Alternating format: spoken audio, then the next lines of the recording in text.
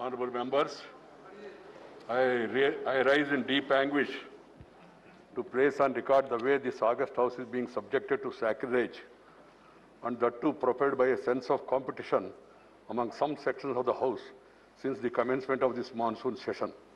Everything said or done, violating, hurting or destroying this sacredness of any place amounts to an act of sacrilege. We are a land of temples, churches, mosques and gurudwaras. These are holy places with demarcated sacred areas which are known as sanctum sanctorium. The Parliament, the apex legislature of our country, is regarded as the temple of democracy. The table area where the officers and reporters of the House, the Secretary General and the presiding officer are seated is considered as the holy sanctum sanctorium of the House. A certain degree of sacredness is attached to this place. In our temples, devotees are allowed only up to this sanctum sanctorium and not beyond. Entering this sanctum sanctorium of the House in itself is an act of sacrilege. It has been happening as a routine for some time. I am distressed by the way this sacredness was destroyed yesterday. While some members sat on the table, some others climbed on the table of the House, perhaps to be more visible in such acts of sacrilege. I have no words to convey my anguish and to condemn such acts. As I spent a sleepless night,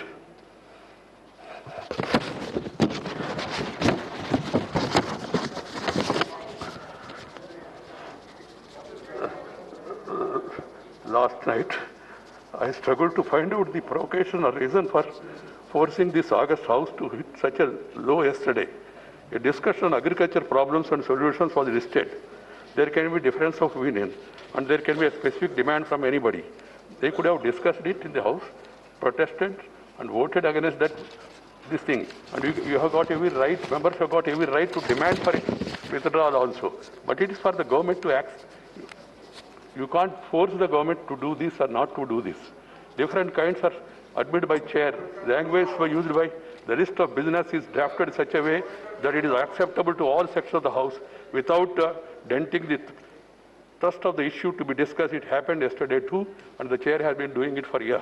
I find it difficult to understand as to why the subject was listed in the list of business for yesterday would have prevented any member to raise any issue concerning the farm sector, including 3 farm bills that some members were keen to raise in the House and even demanding their withdrawal. Yesterday was a golden opportunity for the concerned members to have gone on record with their positions on all issues relating to the right of the farmers. But it was not to the... Please have the decency at least, as the chair is saying something, at least to hear it. You may not agree, that's a different matter. The positions on all issues to the right of farmers, but it was not to be, as the sole intention seems to be, not to allow the House to function. Sir, 35 bills have been passed. Right at the start of the proceedings of the House yesterday, I have cautioned them not to take up the listed discussion on farm sector. And then, what is worrisome, some members of the House have caught the sad moments of sacrilege in the House yesterday and posted it on the social media.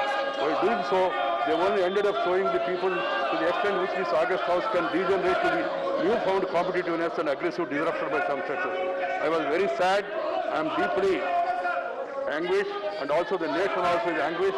As the chairman of the House, I am sacred to visualize implications and consequences of such competitive acts of sacrilege in our temples of democracy. I earnestly appeal to the collective conscience of this House to seriously reflect on what happened yesterday, to explore the remedies.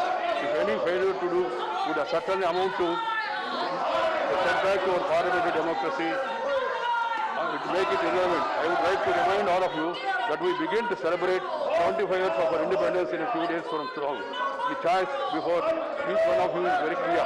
Either to be best parliamentarian or the worst disruptor. The choice is yours.